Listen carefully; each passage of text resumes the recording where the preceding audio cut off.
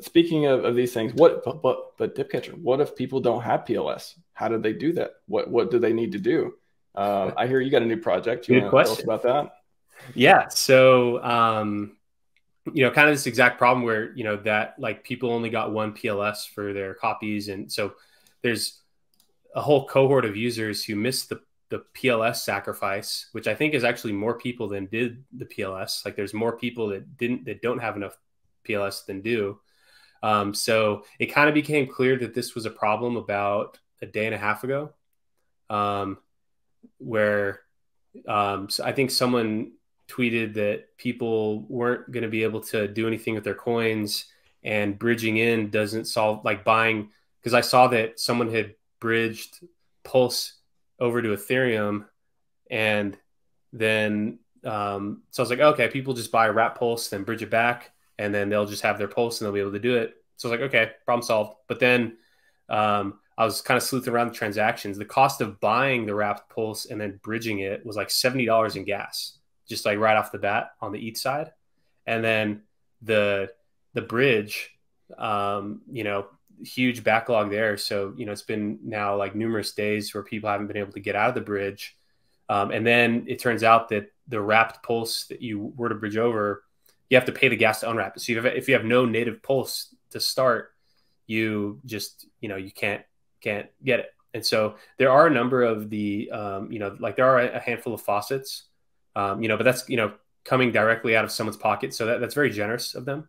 But, perhaps that runs out at some point, or if like, those, if some other use case that's like a high consumer of blocks starts really taking root on PulseChain, then maybe that nominal amount that they're sending over just isn't going to be enough for much. So the solution that I came up with was this concept of a cross-chain gas bridge, which is basically this dual contract system where there's an escrow contract deployed to Ethereum and an escrow contract deployed to PulseChain. And you can deposit ETH to the Ethereum escrow, and you can deposit Pulse to the Pulse escrow. And then after this, it was launched at about 4 a.m. last night. So, here it's about a 19-hour phase. So meant to capture a whole day for, people, at least people in the US, early morning East Coast, late night West Coast, capturing the whole scope. So, just the amount of ETH that goes in versus the amount of Pulse, that's going to be the redemption rate. And then all the users that deposited ETH can withdraw Pulse per that rate, and all the people that deposited Pulse can withdraw ETH per that rate. And so, the way that works on the back end is that to really reduce the gas fees, because the whole point of this is for people who are kind of priced out of gas. It wasn't built with the intention of like bridging in huge amounts of value in, but I can already tell that it's probably going to turn into that. But is really catered to the small, $30 of gas being able to bridge in. So the contract is highly optimized around just limiting the gas costs for the end user. Because that's really the problem that it's aiming to solve. And so the way that the accounting system works is it's all of the like the contract records who deposited ETH and how much, and who deposited Pulse and how much. And then when that deposit deadline ticks over, no more deposits are allowed into the contract, so it's paused. And then the redemption rate is calculated, and then something called a Merkle tree, which is how the Bitcoin free claim worked. It's how the upcoming pool party contract is going to work.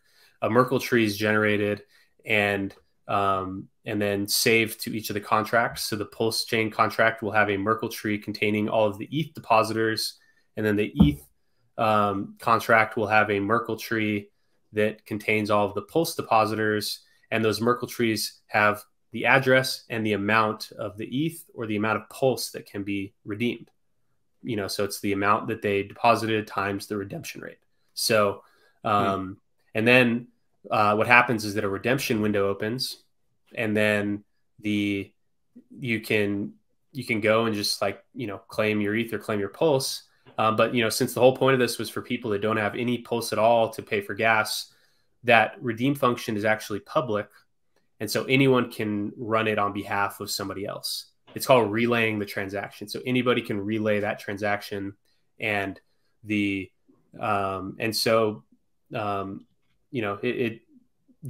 that we're encouraging and incentivizing people to relay those PLS transactions is that if you relay a transaction on behalf of someone, then they're going to be included in the upcoming pool party airdrop. So, cool.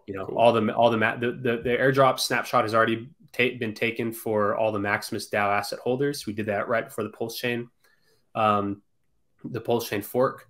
But this will be another way to get some free pool party tokens. Is if you pay a little bit of Pulse gas to relay a transaction on behalf of somebody who doesn't have any Pulse. And so when that relay function is run, the person whose Pulse that belongs to, now it'll just appear in their wallet. And so from a user's perspective, if you have ETH and you don't have any Pulse, you deposit some ETH, and the gas fee for that is the smallest possible. It's just a normal transfer rather.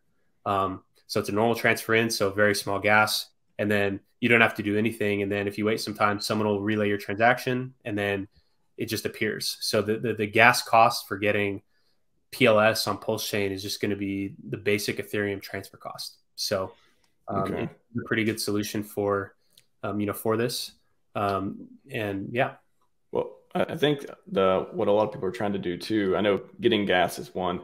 I mean, can people use this to just get ETH, take ETH and get it into Pulse? Actually, so if they have a fiat on ramp for ETH, they take that, they get ETH, and then they could use the gas bridge to get PLS. So like basically putting more money in the system.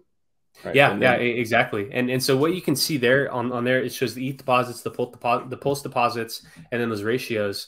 So the number that I'm really looking at is that depositor premium. So that is like the like how much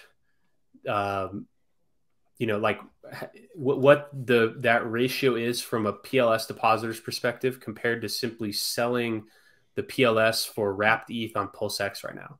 So because it's just like the total amount of ETH divided by total amount of Pulse, and so the more ETH that goes in, the higher and higher that rate is, meaning the lower the less amount of Pulse that they get. So the higher that depositor premium is, the more attractive it is for someone with Pulse to come in and fill that order so that more people can get Pulse. So as the time ticks down, that's the big question, like what will come out to. It'll probably be, I mean, I don't know. I don't want to say anything because I don't, because like I truly have no idea. Like it's entirely based on the activity of the users. Like, I'm like, there's no one's setting this price. I think people misunderstood that when they first saw this. They thought there was like some price set by someone, but no, it's just like the sum of everyone. And so that's been oscillating. Like people were quoting some massive premium, like right when it launched, saying it's a bad solution. It's like, okay, literally that's 20 more hours of for those to fill up. It got as low as like 0.15. So you can read that as 98% premium. You'll like if you have PLS, you'll get 98% more ETH by depositing PLS in there. But then each additional PLS deposit reduces that premium because now it's divided by a larger number. So, and on that too, I just want to make sure it's clear that. So can you walk us through the process though? If you're using this, whenever, so when will people be able to claim and stuff? To like tomorrow? In 11 hours. 11. Okay. So after 11 hours, stuff will happen and you'll be able to, so if you deposit ETH here, for example, or deposit Pulse, deposit ETH, let's go with that example. In 11 hours, you'll be able to, on PulseChain, you'll be able to claim wrapped ETH. Is that correct? It's not wrapped ETH. It's no, on PulseChain you're claiming Pulse. Okay, right. Native Pulse. Yeah. And then so it's ETH. And that's why it's called gas bridge, because like ETH is the gas token, Pulse is the gas token. And so you're bridging one gas token on ETH for the gas token on PulseChain. So in 11 hours, you'll come back here and it'll be like claim if your wallet, that redeem page, if you click redeem, I mean, nothing will show up now because there's nothing in there to redeem. And you're not connected. So that's things that are, So yeah, the ETH will, or the redeem will be on, and then yeah. And you click redeem, and then your wallet, you pay a gas fee, and then your wallet will have PLS in it. Yep. Okay. Or you can run it like there's going to be a whole list of buttons that say relay. And so what I think is probably going to happen is that there are people who are going to be trying to mine that airdrop, and they're just going to go through and just run them all. Last night when I was like deploying it, I needed some PLS to deploy it for the gas. And so I just tweeted, I was like, can someone send me some, I'll send you some ETH. And so, a couple of people sent a very generous amount. And then I sent back the pulse I didn't need to use. I was like, use this for the relay or put it in the pool. And then, so I kept some left over. And so, that's my plan is to help relay some of those PLS ones with just some pulse that I have. So a couple of uses it sounds like people could use this for. It is one, to get gas. You're basically trading one gas token for another. And two is to get, if you have ETH, if you have fiat into ETH, and then you want to just put more economic energy into PLS. If you want more PLS, you can basically trade. It's essentially the end result is like you're trading ETH for PLS, right? Yeah. And probably a third use case is if you have PLS and you want ETH in your Coinbase account, you can fill that order, help close that spread. So you can exit if you want, for some reason, if you want to sell PLS right now, you can essentially trade it for that amount of ETH, and then you can exit for like fiat off ramp if you like. Cool. Third use case. Yeah, exactly. So the question that I think a lot of people are wondering too is, okay, is like how trustless or trustful or trustified is this? Like what risk is there you could define? So the risks are kind of laid out right there. So the escrow agent is the thing that generates that Merkle tree, and so they could make a mistake. So hopefully they've practiced numerous times on how to generate that and have a good system down. And luckily it's easy to check, right? Like it's reading directly from the on-chain events, and then you can check if it's right numerous ways. So that's what we ran through on testnet yesterday, was just like the that building of that. And so that's probably the primary risk there. But it kind of works because that model probably wouldn't work if this was intended to be like a big value transfer bridge. This is really meant for gas. Like this is like the entire scope of this project was based around, like, the story in my head is like, okay, you're a user that needs $30 of gas on PulseChain. And if it's just $30, you can tolerate that type of risk. And so that's why this works. So if this was intended to be like a larger bridge, like with like the one, like the big bridge, that type of risk probably wouldn't be tolerable. And so that's probably the primary risk. But I mean, if by now, people probably think that anything or anyone I may appoint as the escrow agent would probably do the right thing. So that's one risk. Another risk is that redemption rate just may be like way off from what like you think the market rate should be. So like right now you'd be like, if you put in ETH, you're getting about half like as amount of Pulse if you had wrapped ETH and were buying Pulse on PulseX, but it's like you don't have that. And so maybe that like, that's kind of factored in there, but who knows what that number will be at the end. It truly comes down to ETH deposits versus Pulse deposits. So those are like probably the two main like performance risks there. And then the other risk that I put in there was that like, if you have no Pulse and you need someone to relay your transaction, there's always a chance that no one does, or you may have to wait some time. So, we try to mitigate that risk by including the pool party airdrop incentive. So those are the main risks. And so luckily with this, one second. Sure. So you'll heard the risk, make sure you're comfortable with those before you participate. Yeah. So with this, like there are a couple of things that kind of help increase the risk tolerance for the system. One is that it's kind of a desperate problem people are having. Like they're resorting to doing like OTC deals way out of the money, trusting that the person that you're sending it to is going to send you the money back. Which, I mean, I don't know if anyone's had any issues with that, because I mean, people in the community are generally pretty, good. So it's got, so so like the escrow agent isn't really like if you were someone that was already going to do that, this concept of the escrow agent, it's not really introducing any new risk. So it's kind of similar risk to the other one. It's just more effective where, rather than people get, some people getting really ripped off, some people getting okay deals, it's like everyone's going to get a fair deal.